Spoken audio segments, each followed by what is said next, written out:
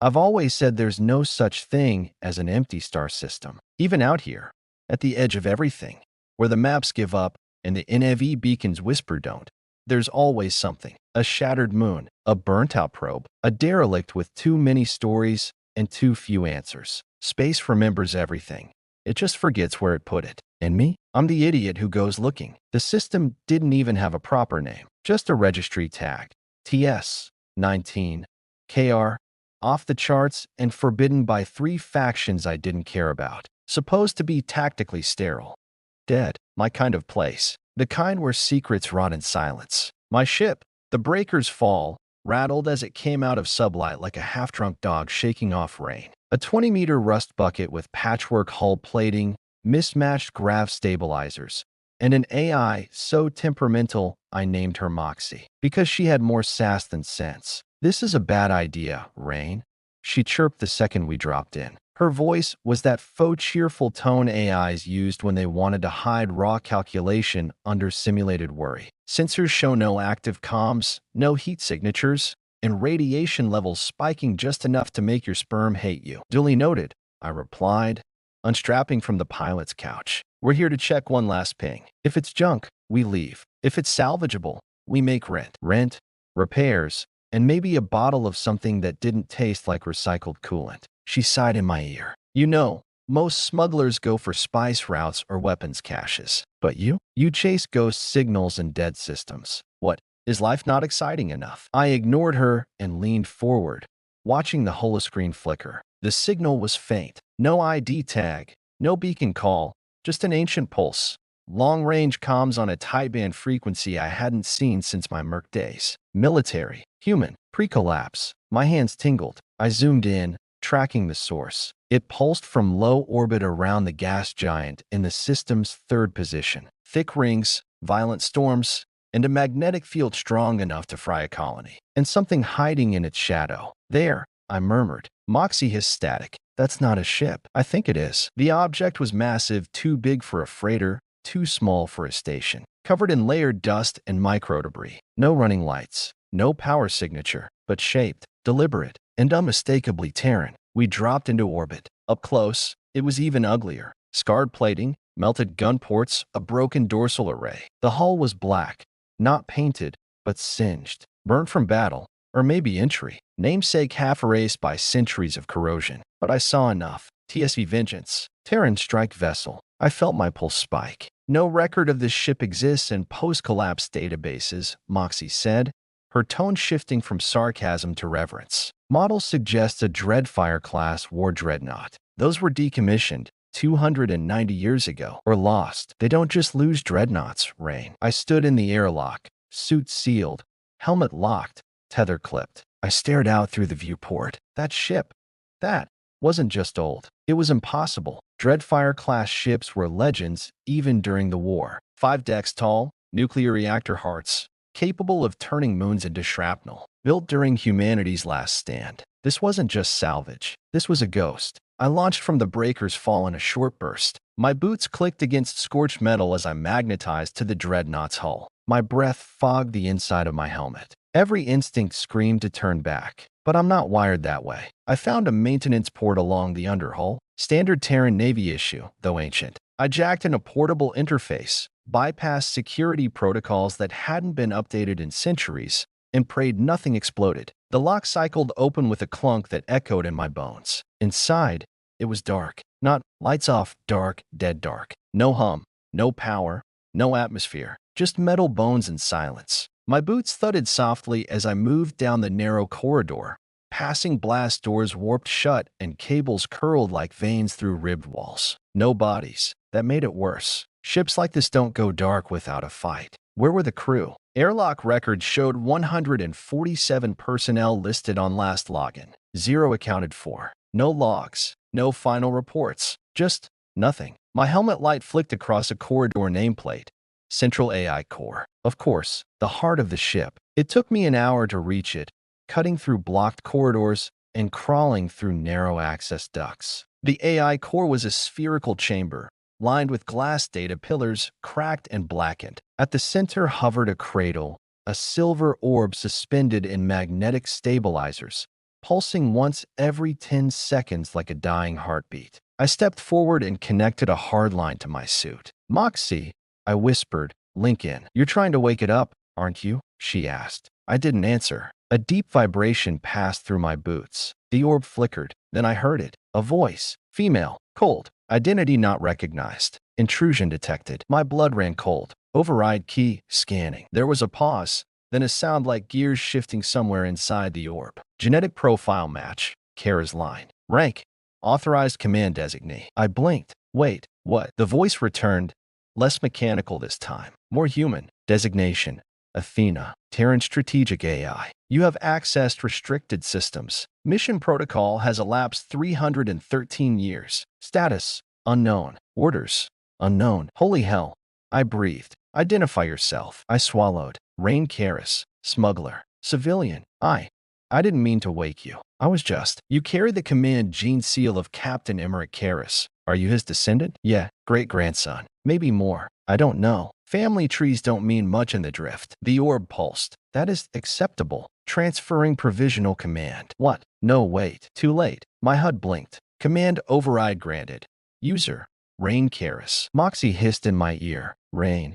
Do you have any idea what you just did? I think I just inherited a warship. The room brightened as backup power flickered on. A low hum filled the air. I felt warmth return. Gravity adjusted, stronger now. The ship was waking up. Systems booted one by one. Decks repressurized. Life support hissed to life. In the distance, I heard ancient machinery turning again after 3 centuries of silence. Athena's voice came again. Calmer now. This vessel was designed for annihilation warfare. You are not trained. You are not ready. No argument here. But you are human, and I am bound to humanity. My last command was to fight. My last standing order.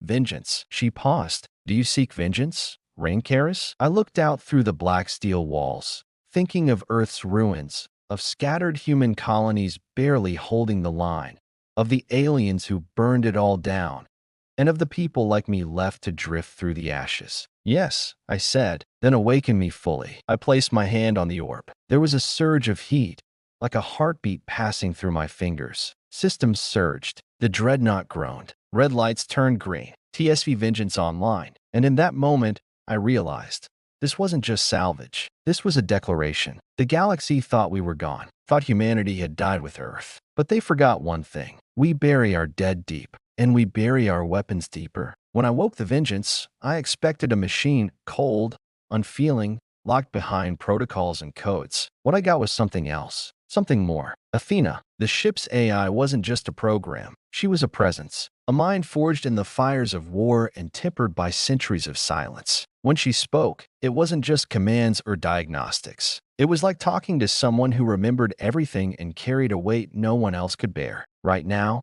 I was sitting in what passed for the command bridge, half shattered, lit only by flickering emergency panels.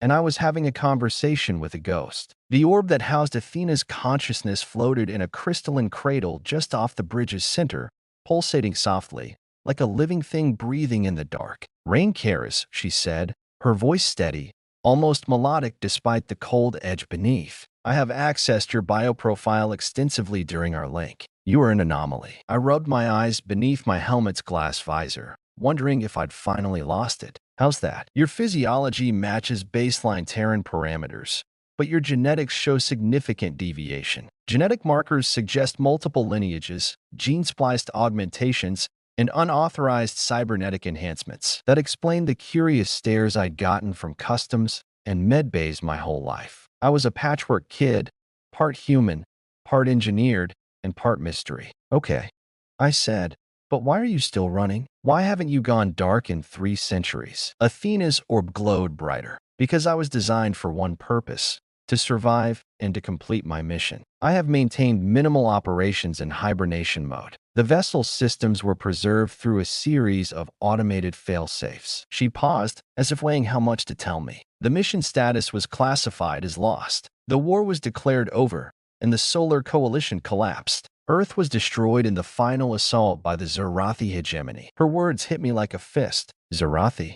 I whispered. They did this. Yes, Athena said. They extinguished the Solar Coalition and scattered humanity to the stars. I looked away. I already knew that. I live with it every day. But you're still here. Why? What are you waiting for? Her voice shifted, almost wistful. I was waiting for an authorized commander to awaken me and give orders. Until then, I am bound to dormancy to prevent misuse of Terran war assets. I rubbed the back of my neck. So, I'm your commander now? Provisionally, she replied. Your genetic signature has granted you command authorization, but you lack the training, experience, and access rights of the original captain. I glanced around the cold steel walls, imagining the ghosts of a crew that hadn't been here in centuries. Look, Athena, I'm no admiral. I'm a smuggler with a shitty reputation and a loose trigger finger. I didn't sign up to command a dreadnought. Her voice hardened. Yet, you are the last line of defense for humanity. That stopped me cold. I swallowed, heart thudding. Explain, I said. Athena's orb pulsed again, and a holographic display flickered to life between us.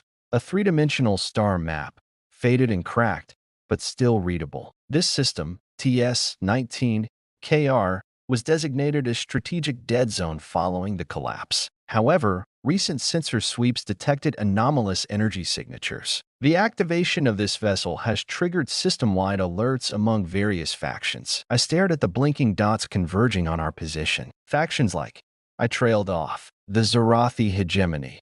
Athena replied. They view this vessel as a significant threat and are mobilizing a war fleet to investigate. I swallowed hard. The same aliens who had shattered Earth were coming for me. For us. Great, I muttered. So, waking up a warship in enemy territory is a bad move. No, she said firmly. It is a necessary one. Without vengeance, humanity's scattered colonies will continue to fall. I paced the bridge, running my hands over the cold console. I don't even have a crew. How the hell am I supposed to fight a warship? I barely know how to operate this ancient tech. Athena's voice softened. I will assist you. My systems interface with legacy command protocols. I can provide real-time tactical analysis, weapon calibration, and damage control. I sat heavily in the pilot's chair, exhausted already. You're basically my co-pilot? A more precise description would be strategic partner, she corrected. However, your input remains critical. I let out a bitter laugh. I'm not sure I'm the hero type. We don't have heroes,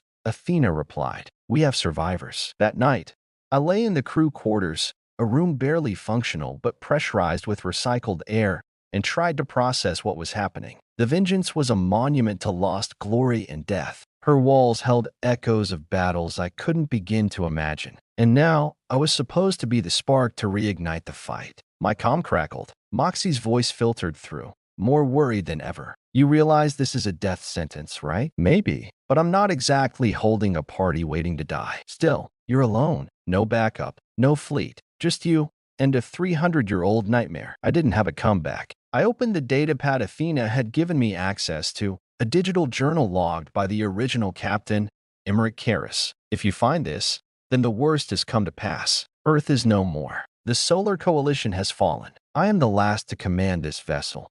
And if you are reading this, it means I have failed. But failure is not the end. The Vengeance carries the last hope of humanity. You are that hope. I entrust you with my legacy. Be the sword. Be the shield. Be the fire. My fingers trembled. I'd heard the stories growing up. The war that burned Earth. The fleets that shattered under alien fire. The colonies that barely survived in the void. The myths, the legends, the ghosts. But this, the ship, the AI, the message, it was real. And I was real. The next morning, I ran diagnostics on the ship's systems. Athena's voice was calm but firm. We are operational at 32% capacity. Main reactors are stable, but require full recalibration. Weapon systems are offline pending authorization. Life support nominal but limited to essential zones. I rubbed my jaw. We've got work to do. Athena gave me a brief rundown of the Vengeance's weapons array, plasma turrets, rail guns, missile launchers, and the dreaded Nova Cannon,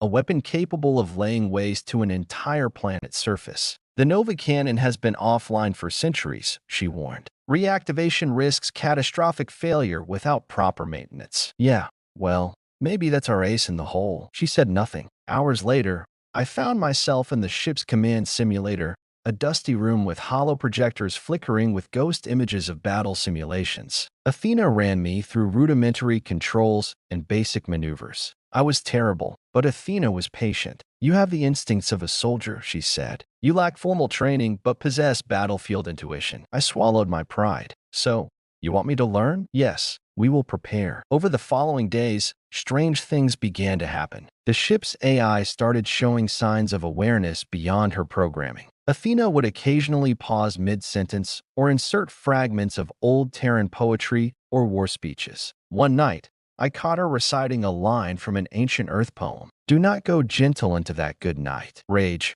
rage against the dying of the light." I didn't ask why. I just listened. Then came the first warning. The ship's sensors picked up a fast-moving signature. "Unknown vessel approaching."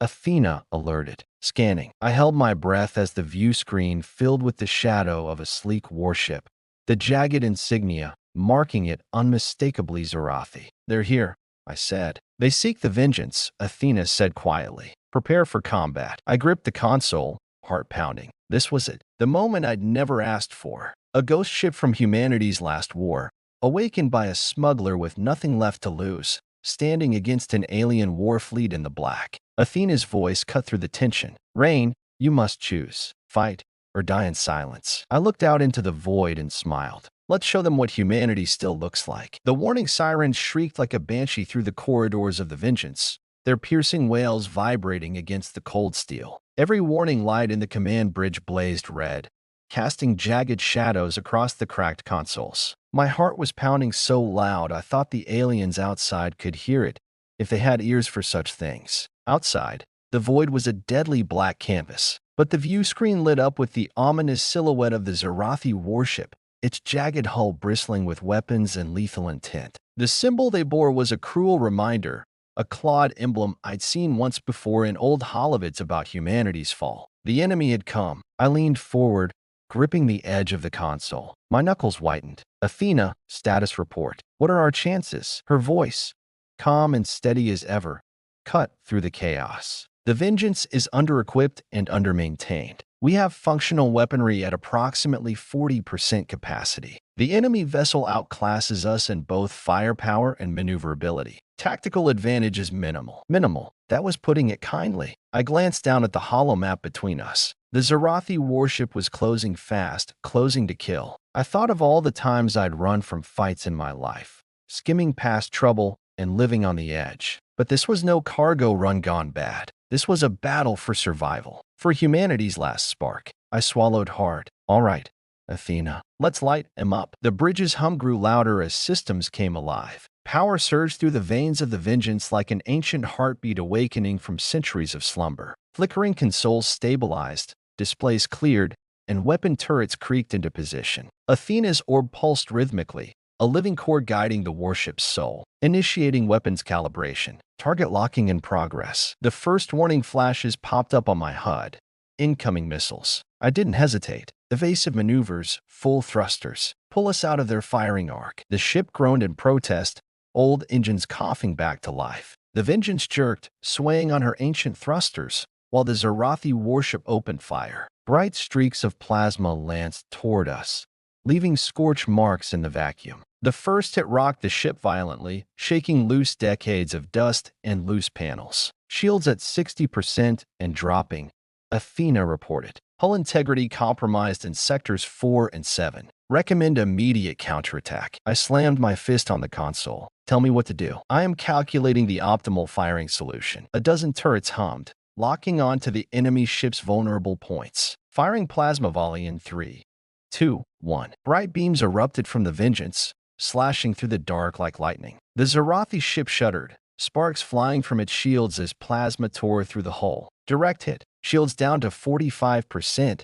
Athena reported. I let out a breath I didn't realize I'd been holding. We're not dead yet, but the fight was just beginning. The enemy retaliated fiercely, launching a barrage of missiles that tore through space like deadly fireflies. I pulled the Vengeance into a sharp bank, weaving through the missile storm as Athena worked to deploy countermeasures. "Deploying chaff and decoys," she said. Small clouds of metallic dust and electronic jammers burst from the ship, diverting several missiles. One missile still found its mark, striking the port side with a thunderous boom. The ship lurched sideways, and alarms blared throughout the hull. "Damage control teams, mobilize," I ordered, though I knew the ship had been abandoned for centuries. Ghosts of crews long gone. The Vengeance wasn't just a warship.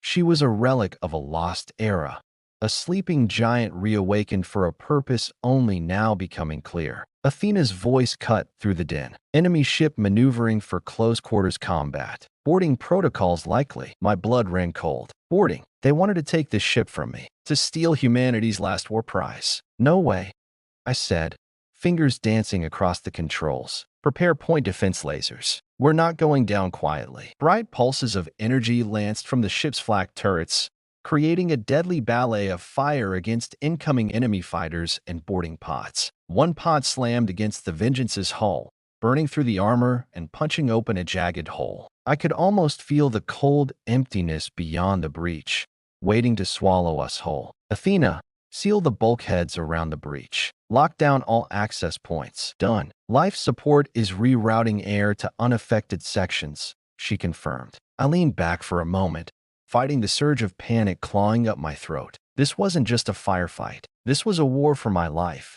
and for what humanity still stood for. Minutes stretched into hours as the Vengeance danced on the razor's edge. Athena's guidance was precise, but the ship groaned with every hit, systems failing one by one. The enemy wasn't just attacking, they were trying to break me. The bridge's comm crackled. It was Moxie. "Rain, you've got company. Reinforcements inbound, but they're too far away." I clenched my jaw. "Tell them to hurry." I didn't want reinforcements. I wanted allies. But in this corner of space, allies were few and far between. Athena ran through damage assessments. Life support compromised in multiple sectors. Reactor output at 70%. Critical systems operating under emergency protocols. Got it.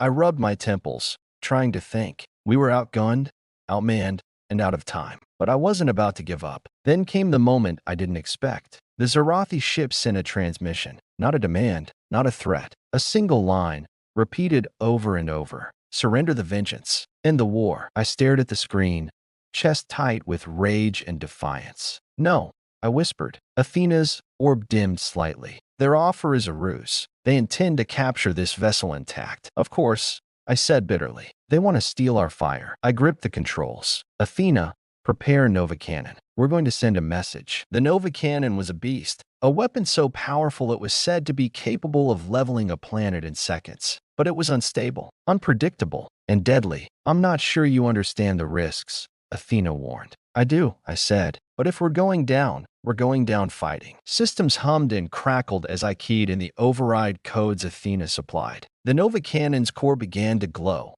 filling the bridge with a brilliant blue light. The Zarathi warship lurched, trying to evade. "Fire on my mark," Athena intoned. "Ready," I said, sweat beading on my forehead. 3, 2, 1. Fire. The blast was like nothing I'd ever experienced. A beam of raw energy erupted from the ship, lancing through the void and striking the enemy vessel dead center. The explosion was blinding, shaking the very stars. The Zarathi ship screamed, twisting in agony as the Nova Cannon tore through its core. But the recoil was brutal. The Vengeance rocked violently, systems failing and alarms blaring. I gritted my teeth, gripping the console as the ship trembled. When the dust settled, the enemy vessel was crippled but not destroyed. Their fleet was still coming, but the message was clear. Humanity was not finished. The Vengeance was alive, and so was its commander. Later, as the ship limped away from the wreckage, I slumped in the command chair, exhausted but alive. Athena's voice was softer now. "You performed well." I managed a weak smile. "I didn't do it alone." "True," she said, "but this is only the beginning." I looked out at the endless stars. The war was far from over,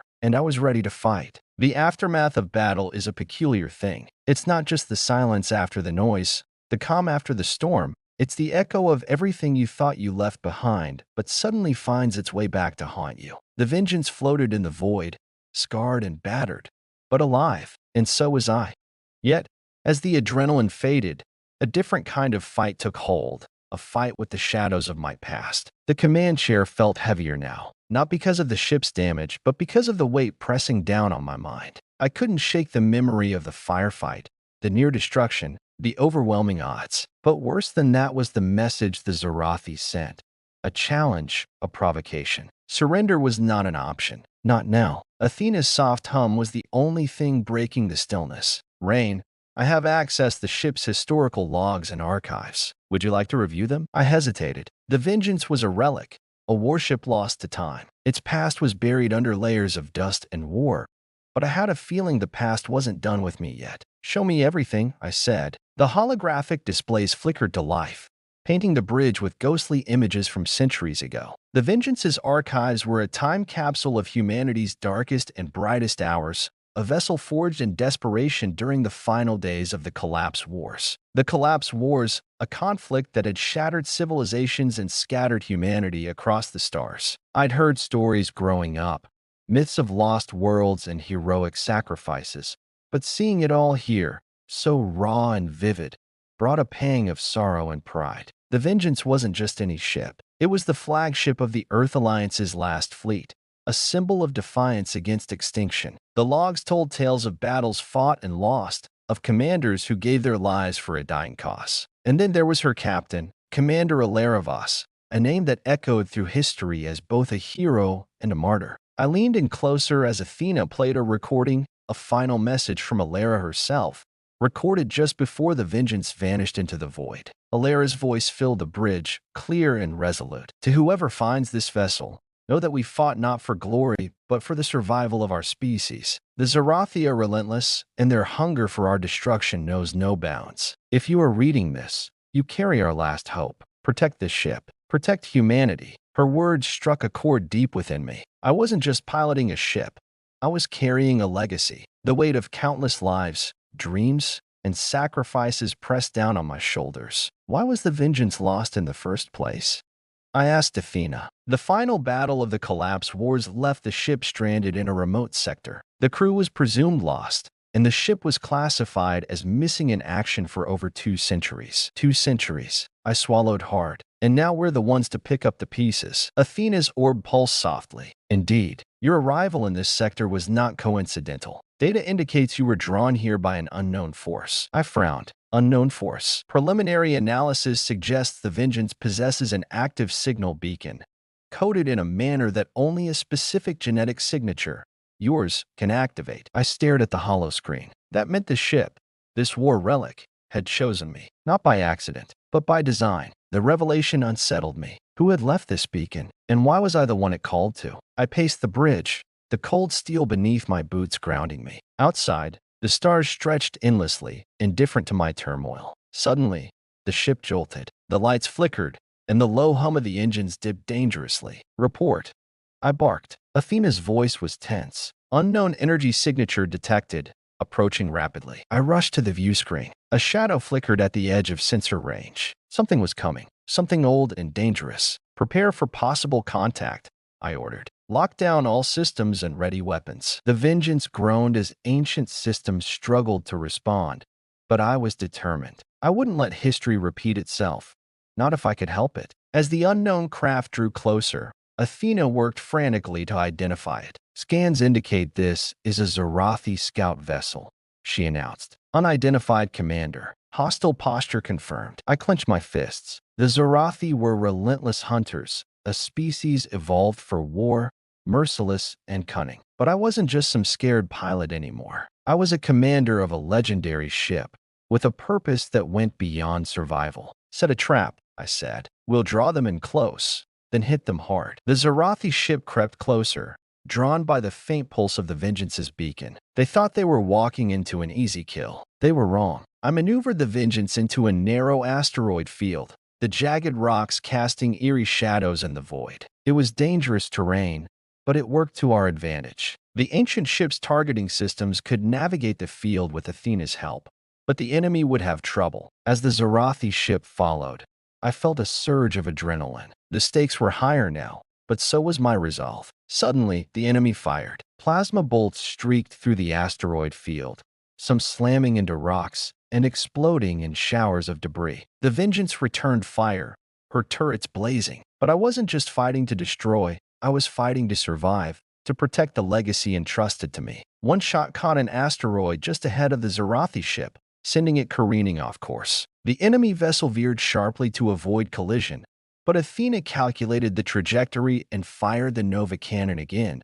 though it reduced power to conserve energy. The beam sliced through the void, striking the Zarathi ship's wing. Sparks flew, and alarms blared. The scout vessel limped away, but I knew this was just the beginning. As silence settled again, I sat back, breathing heavily. The weight of command pressed down, but I felt something new: hope. Athena's voice softened. Commander Rain, I have uncovered additional data in the archives, something I believe you should see. The hollow screen flickered, revealing images of a forgotten facility, buried deep within a distant moon's icy crust. This is the key, Athena said. A research station housing advanced technology and historical records from the collapse wars. If we can reach it, we might uncover weapons or information that could turn the tide. I stared at the images, feeling the pulse of destiny beat stronger. Our next step was clear, but as I plotted our course, a voice echoed in my mind, a memory from long ago. My father's words: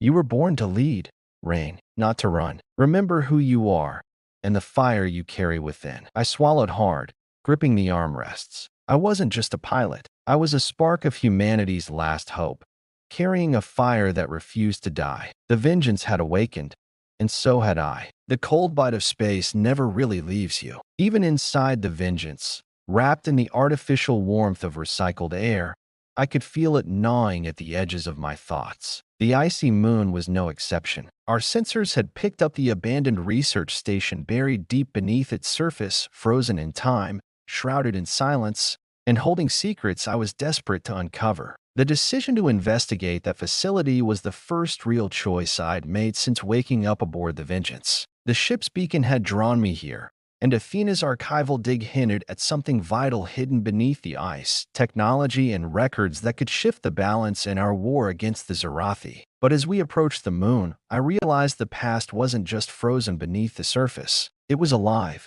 waiting. Approach to the ice moon. The Vengeance creaked and groaned as she entered orbit around the barren satellite. Below, a desolate expanse of glacial plains and jagged ice cliffs stretched as far as sensors could see. The research station, now more of a tomb, was hidden beneath kilometers of frozen crust. Athena's projections showed a network of tunnels and chambers carved beneath the ice, a technological marvel lost to time. Commander, the station appears to have suffered catastrophic failure approximately 2 centuries ago. Atmospheric conditions within the facility are unstable, but certain sections remain intact, Athena reported. I ran my fingers through my hair, the weight of uncertainty settling on my shoulders. We were walking into a ghost lair, and ghosts don't take kindly to visitors. The Descent, a small shuttle detached from the Vengeance, a sleek, compact craft designed for infiltration and exploration. I piloted it myself, feeling the familiar hum beneath my hands,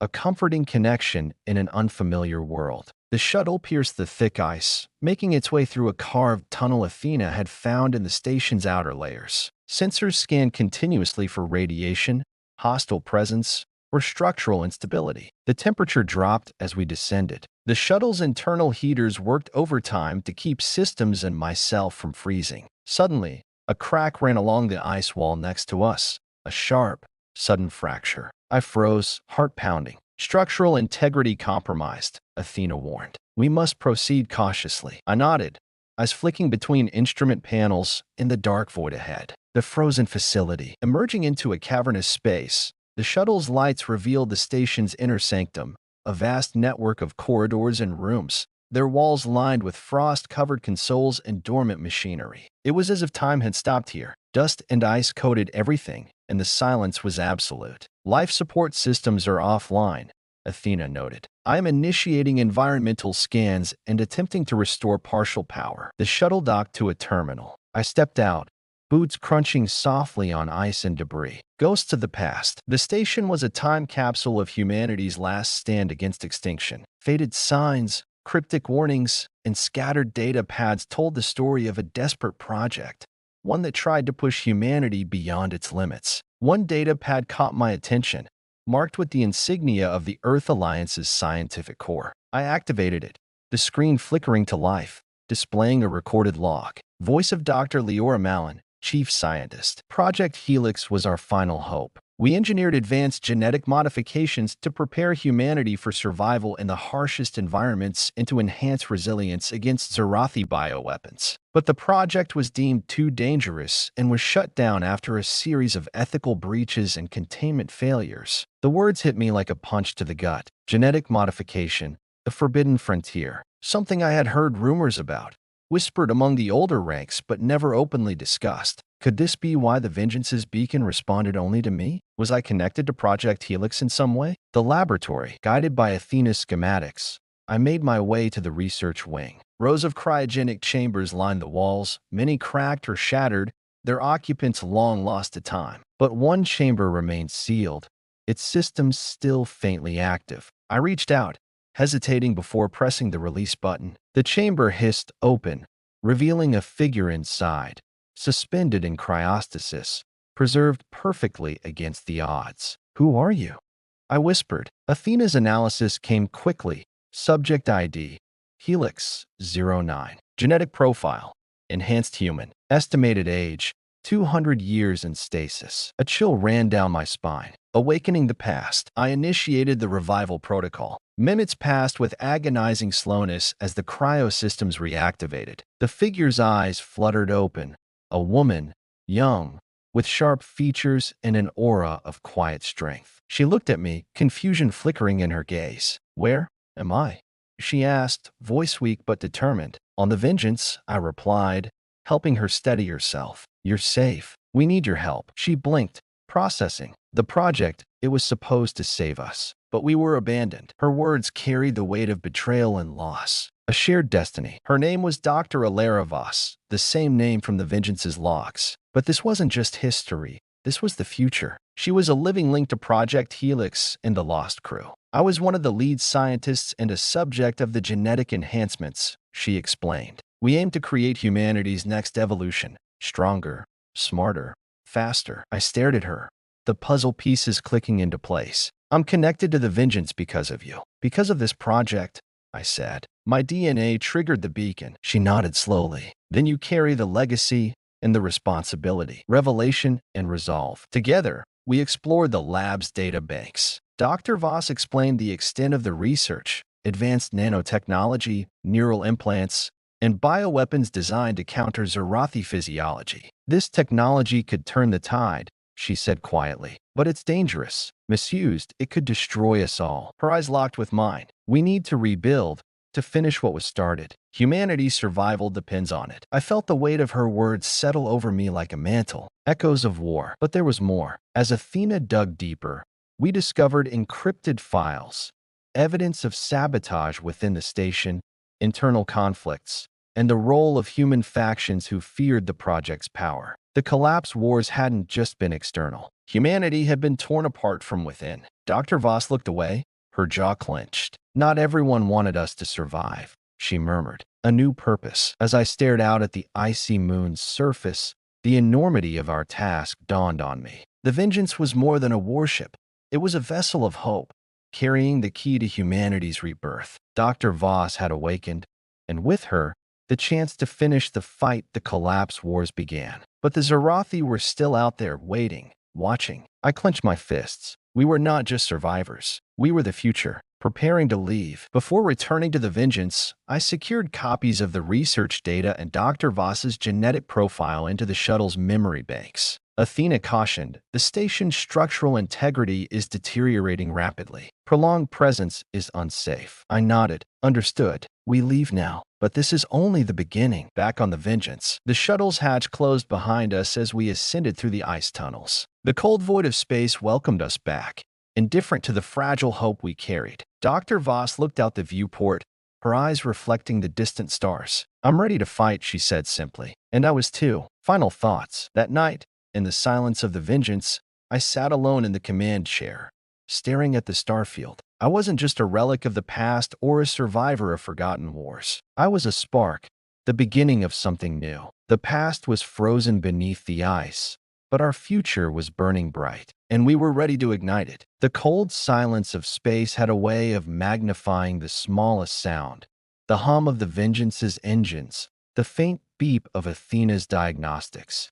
even the soft scrape of my boots on the deck. After what we had uncovered on that frozen moon, after waking Dr. Alara Voss from centuries of cryostasis, the atmosphere aboard the ship was thick with tension. There was hope, yes, but also the looming shadow of something far darker: betrayal. The past we'd uncovered wasn't just a tale of lost science and shattered dreams. It was a story stained with human treachery, factions willing to sacrifice everything to stop what Project Helix represented. And if those ghosts still haunted the present, our survival was far from guaranteed. Unraveling the sabotage. The vengeance hummed steadily as I sat before Athena's console, the latest decrypted files from the Ice Moon station flickering on the screen. Alara stood beside me, her expression tight, a mixture of anger and exhaustion. "These files," I said quietly, "they reveal a conspiracy inside the Alliance. People sabotaged the project." Alara nodded. "It wasn't just fear of genetic modification. Some factions saw Project Helix as a threat to their power, a weapon that could unbalance political control." I leaned closer, scanning the reports, communications between high-ranking officers, covert orders to disable critical systems, even assassination attempts on key scientists. They wanted the project to fail, no matter the cost. A personal sting. Her voice cracked. My mentor, Dr. Kalin, was one of the first victims. They saw his work as dangerous. When the sabotage started, he fought back. But it wasn't enough. The research was compromised. Many of us were forced into hiding or exile. I looked at her, realizing that Alara carried more than just scientific knowledge. She carried scars, deep wounds from betrayal and loss. "How did you survive?"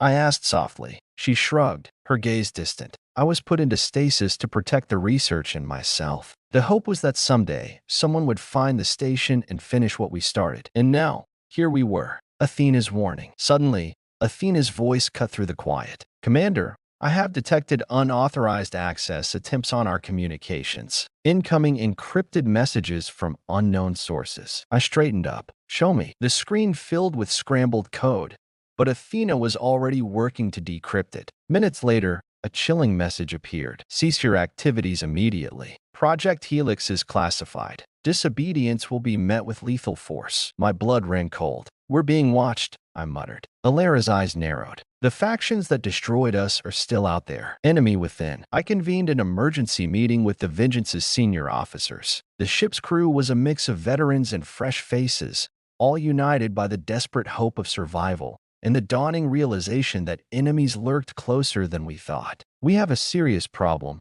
I told them. "There are people within human space who want Project Helix dead. They're willing to kill to keep it buried." One officer, Lieutenant Mara, spoke up. "We need to tighten security and control all communications. We can't trust anyone outside the ship right now." I nodded, agreed. "And that includes monitoring the crew." The room grew tense, suspicion seeping into every glance, trust and doubt. That night, alone in my quarters, I couldn't shake the feeling of being hunted. Alara's arrival had brought hope, but also danger. Someone, or some group, was desperate to stop us. I studied the crew's profiles again, searching for anything out of place. Athena assisted, running background checks and behavioral analyses. Several flag profiles came up, individuals with unexplained gaps in their records or ties to known anti-Helix factions. "Commander, I recommend immediate isolation of these personnel pending investigation," Athena suggested. I sighed. Trust was a luxury we couldn't afford. Unearthing the mole, the tension aboard the Vengeance was palpable. The air felt thick with suspicion and fear. Then it happened. A sabotage attempt. One of the ship's power nodes exploded in the engineering bay, plunging half the vessel into darkness. The crew scrambled, emergency lights flickering on, alarms blaring. We contained the damage, but the message was clear. The enemy was inside. Alara and I led the investigation, reviewing security footage and data logs. One face kept appearing near the sabotage site. Lieutenant Rel, a communications officer who had been quiet and withdrawn since our arrival. I confronted him in the ship's corridor, the cold lighting casting long shadows. "Why?" I asked simply. He sneered. "You think you're heroes? You're just pawns in a bigger game. Project Helix is a curse." His confession revealed a deep-seated hatred. He had lost family during the collapse wars and blamed the project for the chaos that followed. Before I could react, he lunged at me. fight in the corridor. The corridor was narrow, echoing with the sounds of struggle. I dodged and blocked, adrenaline sharpening my reflexes. Alara arrived, her enhanced reflexes quickly overpowering Rel. As we secured him, I realized this was only the beginning. The factions opposing us were more organized and ruthless than we imagined. A fragile alliance. With the mole captured, we tightened security and repaired the ship's systems. Alara and I sat in the command center, reviewing the data again. "We need allies," she said firmly. "We can't fight this alone." I nodded. "But where do we find them? The alliance is fractured, and the Zarathi are closing in." Her eyes flickered with determination. "There are pockets of resistance, groups who believe in humanity's evolution. We have to reach out." The call to arms. I authorized a covert broadcast, encrypted and tightly controlled, to contact these factions. Messages went out into the void, calling for an alliance to protect Project Helix and humanity's future. Days later, a response came. A ship appeared on our scanners, a smuggler vessel piloted by a rogue named Jax, a man with a reputation for being untrustworthy but fiercely loyal to the cause. Meeting Jax. When Jax boarded the Vengeance, his rough demeanor was a stark contrast to the sterile environment of our warship. "I hear you're stirring the hornet's nest," he said with a grin. Alara and I exchanged a look. We needed all the help we could get, but trusting a smuggler was risky. "Help us protect the research," I said. "In return, you get a share of the technology." He chuckled. "You've got a deal. But know this, we're all playing for keeps now, preparing for war." With new allies and renewed purpose, we began preparing the Vengeance for the battles ahead. Our enemy was no longer just the Zarathi. They were the human factions willing to destroy their own kind to stop progress. As I oversaw the ship's upgrades and trained the crew, I felt the weight of command settle firmly on my shoulders. The fight for humanity's future was only just beginning. Final reflection. That night, staring at the stars beyond the viewport, I thought about the betrayals we'd uncovered, but I also thought about the strength we'd found in each other and in the legacy we carried. "We won't let the past destroy us," I whispered. Alara stood beside me, her presence a steady reminder that we were not alone. "Together, we'll rewrite the future." And with that, I knew we were ready. The Vengeance hummed quietly in the darkness of space as we charted a course back to Earth, the cradle of humanity, and the heart of the storm we were about to walk into. After months of chasing echoes of betrayal, uncovering lost knowledge, and assembling fragile alliances, the truth was becoming clearer and more dangerous. The greatest threat to our survival wasn't just the alien Zarathi or the fractured factions of human resistance. It was Earth itself, our home world, scarred by centuries of neglect, corruption, and secrets buried beneath its surface. We had to return, to face what awaited us on Earth, to rally those who could stand with us, and to confront the shadows that had long loomed over the planet. But even as the stars streaked past the viewport, a gnawing unease crept into my gut. We were walking into a war on multiple fronts, and not all enemies were alien armor. The calm before the storm. As the Vengeance approached the Sol system, the crew's chatter dwindled into uneasy silence. Everyone knew what was coming. Earth was not the shining beacon it once was. Decades of climate collapse, endless wars, and political decay had transformed it into a fractured world of city-states and corporate fiefdoms. The United Earth government had long since crumbled, replaced by powerful conglomerates that controlled technology,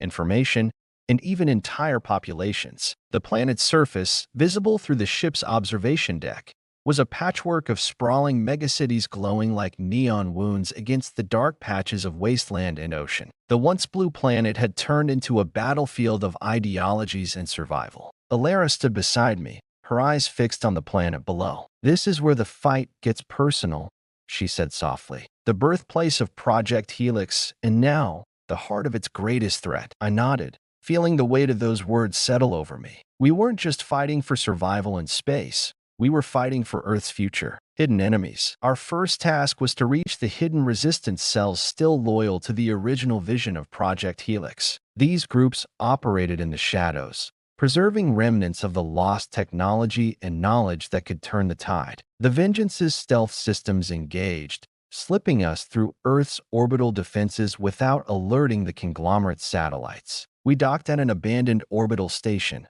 once a research outpost, now a refuge for those who refused to bow to corporate rule. Inside, we were greeted by Kira, the leader of the resistance cell. She was fierce, sharp, and visibly skeptical of our arrival. "We've heard rumors," she said, her voice cold but curious. "A ship carrying the last hope of humanity's evolution. But hope doesn't mean much when you're fighting shadows." I stepped forward. "We bring knowledge, allies, and the will to fight. But we need your help. The factions opposing Project Helix are preparing something devastating." Kira studied me for a long moment before nodding. "Then we have no time to waste. Earth's hidden war." As Kira and her team led us through the station's cramped corridors, she briefed us on the current state of Earth's hidden war. "The conglomerates aren't just fighting each other.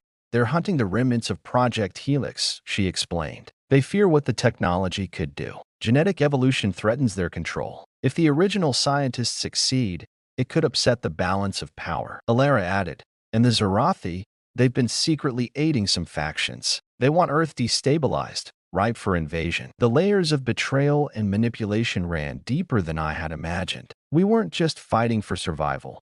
We were fighting to reclaim humanity's right to evolve and thrive. Reconnecting with the past. To strengthen our position, Alara insisted we visit an old Helix research facility buried beneath the ruins of what was once New York City. The facility had been a hub of scientific breakthroughs before it was destroyed during the Collapse Wars. Navigating through Earth's atmosphere was a tense experience. The planet's electromagnetic storms and decaying infrastructure made communication and navigation difficult. But the Vengeance's advanced systems cut through the chaos. We landed in the ruins, the air thick with dust and the ghosts of the past. Inside the facility, rusted machinery and shattered screens told the story of a civilization that had once dreamed big and failed. But amidst the decay, Alara found what we had been searching for.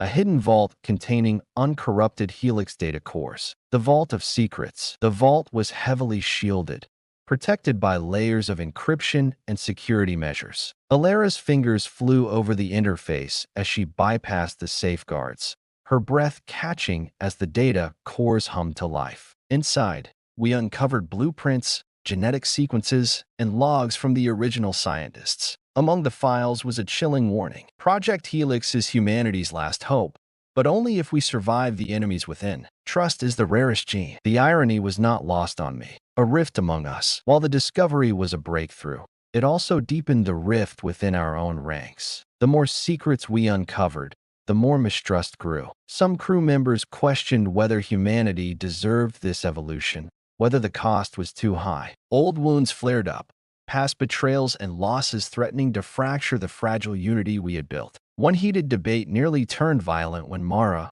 our security chief, accused another officer of being a spy. The fight was broken up just in time, but the damage was done. Rallying the resistance. Despite internal tensions, we pressed on. The resistance cells needed to unite if we were to stand a chance. I sent a broadcast from the orbital station, calling for all who believed in humanity's future to rise and join us. The response was slow at first. Fear and suspicion still ruled. But then ships began arriving. Smugglers, mercenaries, scientists, and soldiers who had been waiting for a sign. Among them was Jax, our unpredictable smuggler ally, who arrived with a fleet of retrofitted freighters ready to fight, preparing for battle. As our forces gathered, the reality of the coming conflict settled in. We weren't just defending data or ideology, we were defending Earth itself. We fortified the station, upgraded weapons and defenses, and trained the crew for guerrilla warfare and space combat. Alara worked tirelessly, developing enhancements and defenses for our fighters. Her determination was contagious. The first strike. Then it came. A fleet of Zarathi warships, allied with Earth's corporate militias, launched a surprise attack on our orbital station. The battle was fierce. Laser fire streaked across the void, explosions rocked the station, and alarms blared. I stood on the command bridge, directing our defenses, heart pounding as we fought for every inch of space. Our fighters, human and alien alike, pushed back with desperate courage. A moment of triumph. Against all odds, we repelled the first strike. The Vengeance and allied ships took heavy damage but held their ground. As the dust settled, I looked out at the battered Stars Cape and knew this was just the beginning. Earth's shadows were deep, but so was humanity's resolve. Reflection. That night, I walked the station's observation deck, staring out at the planet below. The war ahead would test us all to our limits and beyond. But in the darkest shadows, I saw a flicker of light, the stubborn, unyielding spirit of humanity. We will rise, I whispered, for Earth, for the future. The battle over Earth's orbit had left us battered but not broken. The scars on the Vengeance were deep, charred hull plating, damaged systems, and a crew stretched thin from exhaustion and loss. Yet, the spark of hope burned brighter than ever. We had survived the first strike, but the war was far from over. What kept me awake in the dark hours wasn't just the looming threat of another attack. It was the secrets still hidden beneath Earth's surface. The secrets buried by the original architects of Project Helix, encrypted in a code no one had yet cracked. That code held the key, not just to the genetic evolution of humanity, but potentially to its salvation or destruction. Decoding the past, Alara and I spent hours in the ship's lab, poring over the data cores we had salvaged from the underground vault beneath New York. The cores were dense with information, millions of lines of encrypted code, genetic sequences, advanced algorithms, and cryptic scientific notes. The original Project Helix scientists had been meticulous. Their data wasn't just stored, it was encoded with layers of security that went beyond anything we'd seen. This isn't just encryption, Alara muttered, her fingers flying over the holographic interface. It's a biocode, a living algorithm, intertwined with genetic data and artificial intelligence. Whoever created this was playing with the very essence of life itself. I watched her work, mixing with unease. It felt like we were opening a Pandora's box, one that could either save humanity or unleash consequences none of us were prepared for. The puzzle within. Days bled into nights as Alara and her team chipped away at the code. They developed neural nets and quantum algorithms designed to mimic human cognition, hoping to coax the secrets out of the digital DNA. But the deeper we delved, the more complex the code became. It wasn't just a program or a genetic map. It was a message, a puzzle designed to be solved by minds that understood the fragility and potential of humanity. One breakthrough came when we discovered what the scientists called the hidden code, a segment of the data encrypted with a dynamic algorithm that shifted based on external stimuli. It adapted like a living organism, refusing to be unlocked by brute force or standard hacking techniques. We need to think like the creators, Alara said. Understand their fears, hopes, and intentions. Echoes of the creators. Alara and I began piecing together the story of the Project Helix architects, brilliant scientists and visionaries who had predicted humanity's collapse and sought to steer evolution through genetic engineering. They believed that only by combining human resilience with adaptive bioengineering could we overcome the existential threats looming over us. But they had been cautious. Their work was guided by strict ethical principles encoded in the hidden code. They feared that the wrong hands could weaponize their discoveries or create monsters beyond control. The creators had left clues, philosophical notes, encrypted diaries, and cryptic references to ancient human myths, woven throughout the data to ensure only those who truly understood humanity's essence could unlock the next phase. The Codebreaker. Recognizing the need for a mind capable of interpreting these cryptic clues, we reached out to a reclusive figure known only as the Codebreaker. An ex-geneticist turned hacker, she was rumored to possess unparalleled skill in decoding complex bioalgorithms. When we finally made contact, she was skeptical. "Why should I trust you?" she asked through a grainy comlink. "And what's in it for me?" I answered honestly. "Because if we don't unlock this code, humanity's future will be lost. The Zarathi and the conglomerates want to control or destroy what we're fighting for. We need someone who understands that this isn't just about survival.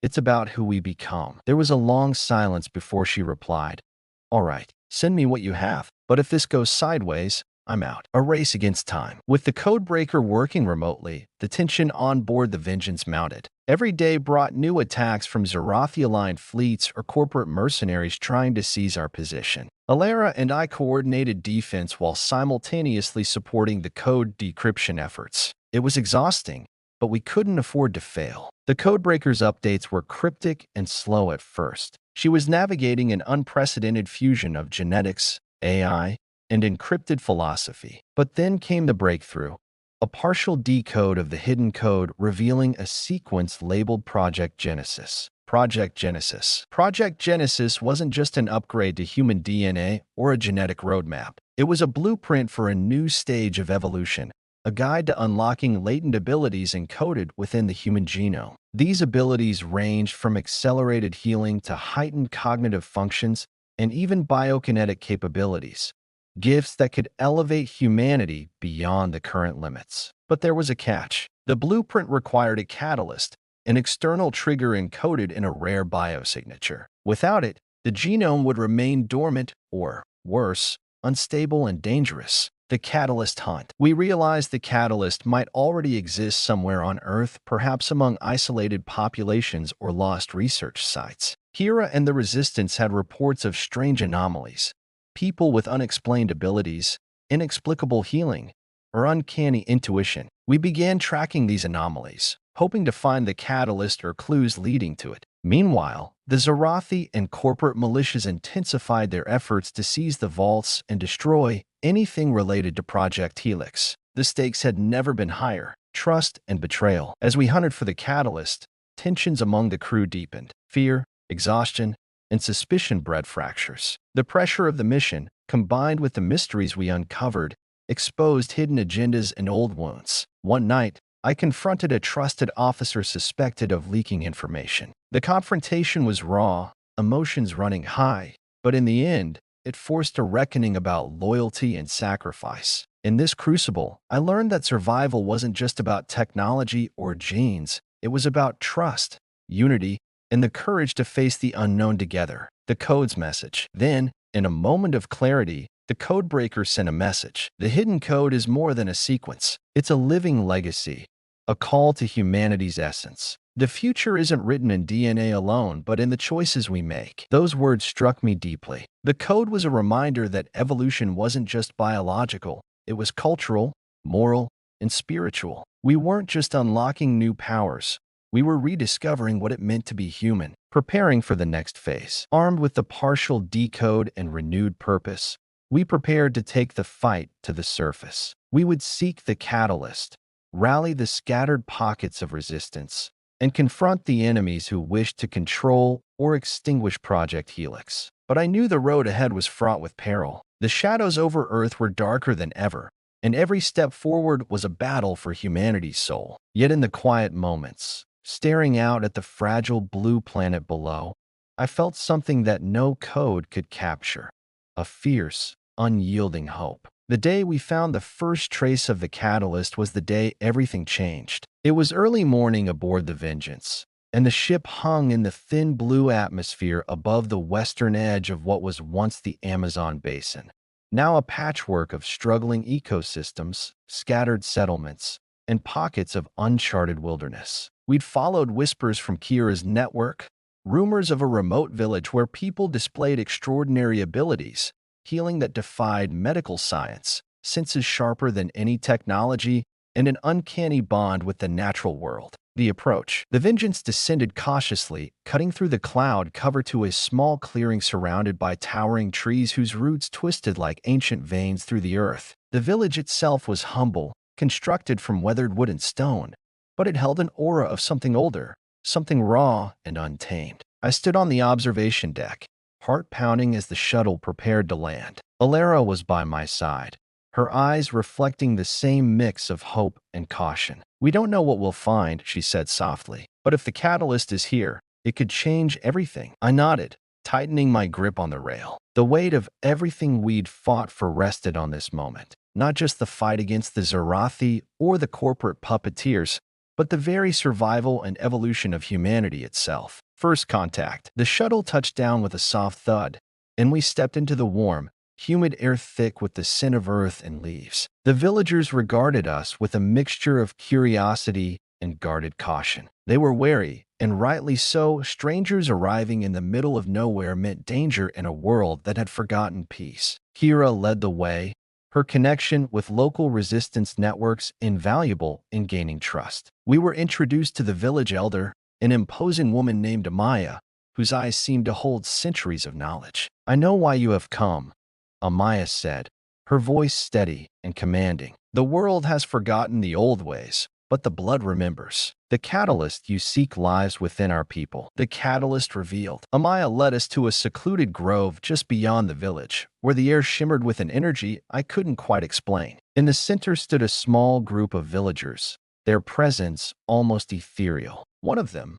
a young woman named Lyra, stepped forward. Her skin glowed faintly, veins pulsing with a subtle light beneath the surface. She moved with a grace and awareness that was both mesmerizing and humbling. Alara immediately began scanning her, bioreaders and genetic analyzers humming softly. "This is it," Alara whispered, all evident in her voice. "The catalyst signature is here, encoded in their DNA, activated by some environmental trigger." The nature of the catalyst. We learned that the catalyst wasn't a single gene or mutation. It was a complex interaction between genetics, environment, and consciousness, a symbiotic code embedded deep in human DNA, designed to awaken latent abilities when conditions aligned. The villagers had lived in harmony with the land, maintaining rituals and practices that kept the catalyst active. They were the living embodiment of Project Genesis, a testament to the creator's vision of humanity's next step. But there was a catch. The catalyst was fragile. Without balance, it could cause genetic instability, madness, or even death. A test of trust. Despite the potential, tensions ran high. Some in the crew questioned whether we should expose these people to the broader world. The Zarathi and corporate forces would stop at nothing to capture or kill them, and we had no guarantee the villagers could survive such a tension. I found myself in heated debates with officers who argued for immediate extraction and containment versus those, like Alara and Kira, who advocated for protection and integration. Ultimately, it fell to me to decide. A new alliance. I chose trust. We forged an alliance with Amaya and the villagers, promising protection and cooperation. It was a fragile bond, one built on mutual respect and the recognition that humanity's future depended on unity, not domination. We began sharing knowledge, blending the villagers' ancient wisdom with our advanced science. Alara worked to stabilize the catalyst's activation process, creating protocols to prevent genetic breakdown.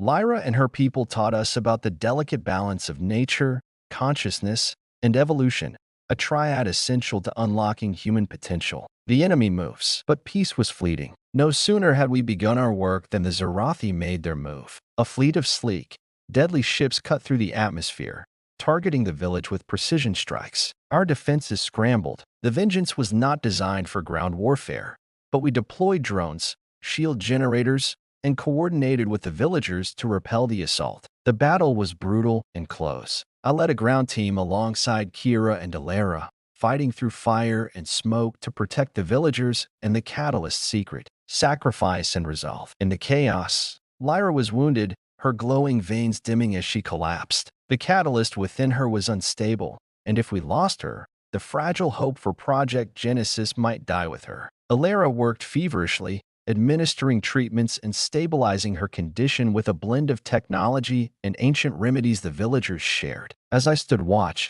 my mind raced. The stakes were clear. This was more than a battle for survival. It was a test of humanity's resilience, compassion, and will to evolve. The aftermath. We managed to repel the attackers, but the cost was high. The village was scarred, and the secret of the catalyst was now exposed to the world's dangers. Amaya looked at me, her expression weary but resolute. "This is only the beginning," she said. "The catalyst is rising, and with it, humanity's fate." I nodded, knowing she was right, preparing for the future. Back on the Vengeance, we regrouped and planned our next moves. The discovery of the catalyst had opened a new front in the war, not just against the Zarathi and corporate enemies, but against fear, ignorance, and the very limits of what it meant to be human. We would need allies, both old and new, and we would need to protect the catalyst at all costs. As I gazed out at the horizon, I felt the weight of the future pressing down, but also the fierce light of hope burning within us all. The days following the attack on the village were a whirlwind, scarred land healing slowly, fragile alliances cementing under pressure, and a galaxy watching closely as the fate of humanity hung in the balance. There was no room for hesitation anymore. Every move we made could tip the scales between extinction and evolution. As captain of the Vengeance and witness to the catalyst's power, The burden of leadership weighed heavily on me, but it was also a mantle of hope, the last chance to steer humanity toward the future it deserved. Rallying the resistance. Our first priority was to strengthen the coalition. We reached out to the scattered remnants of human resistance, scientists, warriors, and leaders who refused to bow to the Zarathi or corporate overlords. Using encrypted comm channels, we broadcast the truth about the Catalyst and Project Genesis, careful to avoid interception by enemy forces. The response was overwhelming. Fleets and factions once divided by politics or fear found common cause. They recognized that humanity's next step depended on unity,